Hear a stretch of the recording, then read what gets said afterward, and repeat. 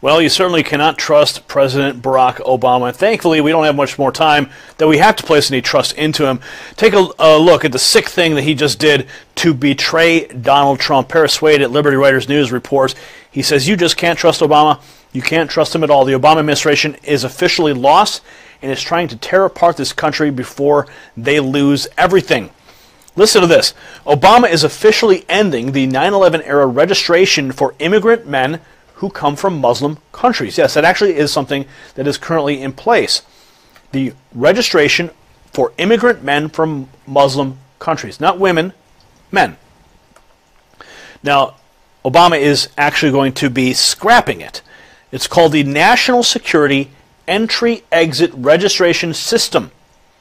Now, while everyone's freaking out about Donald Trump saying we need to have a registry, there's already one in place. Did everyone forget? Well, now Obama's like, we're just going to flip the switch on that and shut it down. This comes right at the time that Trump is about to take office. They're right here, Obama, this is what they believe, that Obama is trying to protect Muslim immigrants and is totally throwing out the window the safety of Americans. Even Muslim Americans. They state here, Trump said on Wednesday, he said, you know my plans. The N-Sears program was attacked by social justice warriors. They're right here because they say it is an effort to profile people based on religion. So the question they raise here is, why would Obama do this? Why would he make it harder to track at-risk individuals that could harm our society? That's the question raised by Paris Wade here. So he says, maybe it's time for us to make that decision. What are your thoughts? Comment below. Subscribe for updates if you like what we're doing. Give us a thumbs up. 2-month-old Aisha doesn't know it yet, but she's one of the newest Nigerian refugees at the Minawao camp in northern Cameroon. She escaped with her mother after Boko Haram fighters attacked her village in Borno State. When they came to attack my village, a herder got shot and then we just ran. My husband and I escaped to Kola Fatah at the Cameroon border. When we got enough money, we came here. This camp opened 3 years ago at the height of Boko Haram attacks. It was meant to house a couple of hundred people. Now there's at least 60,000, with 100 refugees still arriving every week. The United Nations High Commission for Refugees says thousands more are living rough elsewhere across the far north region. Many refugees here say they've heard that the Nigerian military has been gaining ground against Boko Haram in northern Nigeria. But they also told us they're not ready to go back just yet. Some of them say they're traumatized and want to be absolutely sure they'll be safe before they return. The Nigerian military recaptured most of the northeastern territory Boko Haram fighters occupied 2 years ago. But Martha Emmanuel, who came here in January last year, is unsure if her home is safe. She fled 3 months after Boko Haram captured her village and kidnapped her 7-year-old daughter. I'm praying that the government gives the military the power to take my village back from Boko Haram so I can go back. Refugees here say their relatives were murdered by Boko Haram and that they lost most of their property as they fled. They know rebuilding their lives will be difficult. All necessary equipment being put in place, such as school, accommodation, health facilities, and water. If those things being put in place, security to go with it, I think that can easily motivate us to go back into our country. Martha and her friends come from different areas in Nigeria. They formed a bond in this camp and have just received construction material from an aid agency to build a shed for animals which they co-own. Life in the camp is tough, but at least here they say their children's safety is guaranteed. Catherine Soy, Al Jazeera in northern Cameroon. North Korean missiles pose a direct threat to the United States and Europe. That's what a South Korean official told the Daily Star Online. That comes amid reports that North Korea's military is now capable of putting nuclear warheads on missiles which can travel thousands of miles. News alert. Breaking overnight, 2 strong earthquakes rattling across state lines. The first quake was reported near the Nevada-California state line. A second quake happened just minutes later. They could be felt as far away as Sacramento and Carson City. So far, there are no reports of major damage or injuries. Welcome back to RT America. To the west coast now, where a small earthquake shook the Malibu coast this morning. And while it registered as a 3.3, a mild earthquake to say the least, could this be a precursor to that big one? RT's Brigida Santos has more for us. Brigida, 3.3, that's normal, not even really something that's going to catch headlines for you guys in California. But why does the magnitude of this morning's quake really matter? So this really matters basically because we haven't had a big one in a long time. In fact, we are about a century overdue, according to scientists. So people are worried. And even though this was a small 3.3 magnitude, at least 300 people did report some mild shaking. And they were making these reports of everywhere from Malibu to Calabasas and Thousand Oaks, which are nearby. But again, this is very normal. And in fact, to show you how normal, the greater Los Angeles area has already had at least 5 earthquakes in the past 2 days, 35 this month, and 449 this year. Again, that's only the greater Los Angeles area, which means that there are earthquakes like this happening all over California, and people are worried because we're so far overdue. The good news is that seismologists have been working on early earthquake warning systems, these EEWs, and people can download apps on Android called MyShake, which will give them a little bit of an advanced warning. And these warnings can be everywhere from a few seconds to a few minutes, depending on where people are located in regards to the epicenter. So if people are close to the epicenter, they will only have a few seconds, but if they are further away, they may have a few minutes. Seismologists huge sinkhole threatens homes in a Detroit suburb this morning. Engineers and local officials are working to secure the dangerous crater. Nearly 24 homes in Fraser, Michigan were evacuated over the weekend. A pipe collapse deep underground could be the cause.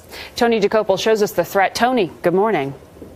Good morning. At an emergency town hall on Monday, Fraser officials said it could be the second week of 2017 before people are allowed back in their homes for good, and months before the sinkhole is fully repaired. In the meantime, residents are just hoping their homes don't collapse. Officials in Fraser, Michigan are urging people to avoid a sinkhole the size of 5 NBA basketball courts. If you think you're standing in an area that you believe is safe based on your own judgment, you may be making a serious mistake. So please honor all of the safety measures that are placed out there. Do not get close to that project.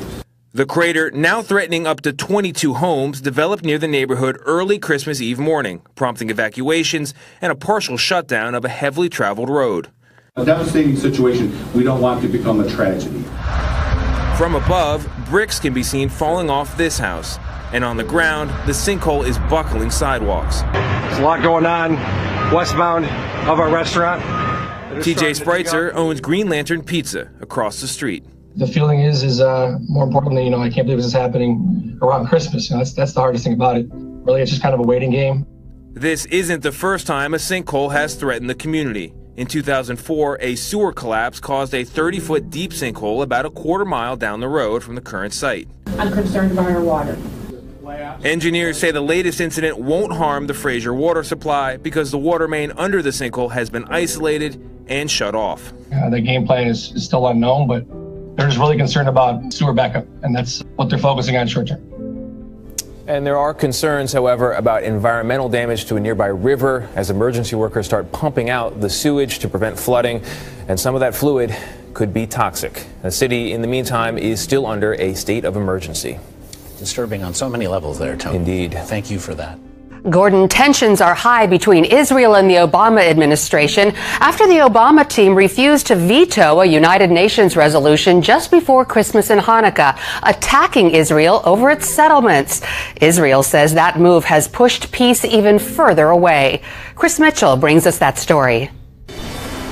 Israelis heading into the Hanukkah holiday were stunned, though not surprised by the UN resolution. It means for Israel that the USA has decided to provide tailwind to rogue regimes which control the United Nations. The UN resolution says Israeli settlements in the West Bank and eastern Jerusalem have no legal validity and demands a halt to Jewish building. The U.S. opposes settlements but has always backed Israel at the UN. We agreed that the Security Council was not the place to resolve this issue.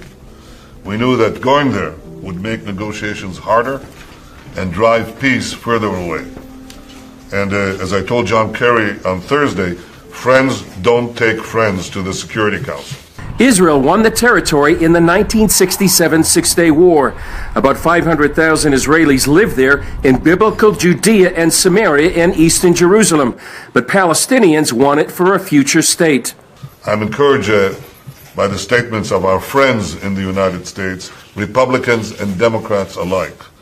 They understand how reckless and destructive this UN resolution was. They understand that the Western Wall isn't occupied territory. U.S. President-elect Donald Trump tweeted, "It would make it much harder to negotiate peace. Too bad, but we will get it done anyway."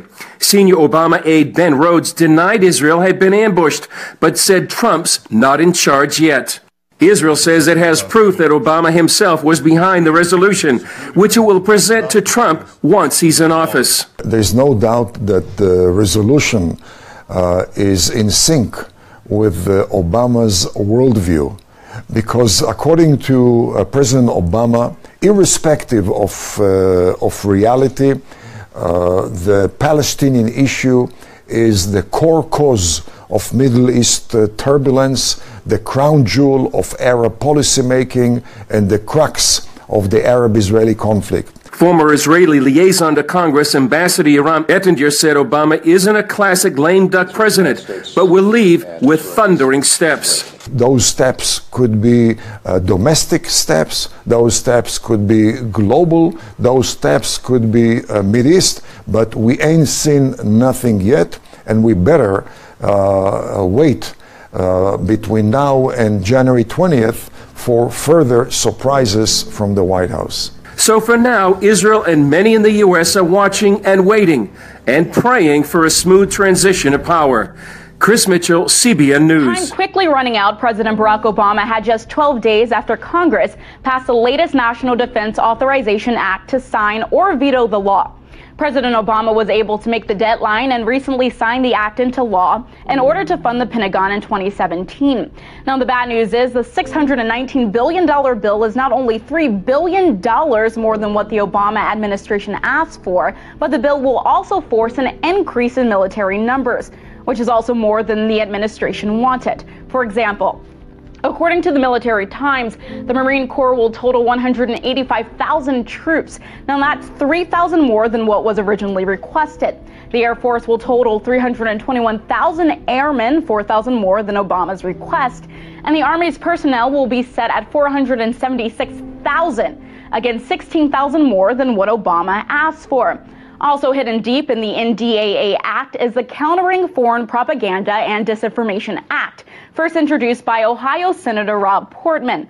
Now, critics argue the act allows the U.S. government to censor some news as propaganda and push a government agenda, in other words, government propaganda, on the U.S. citizens, usually by way of labeling inconvenient stories as fake news.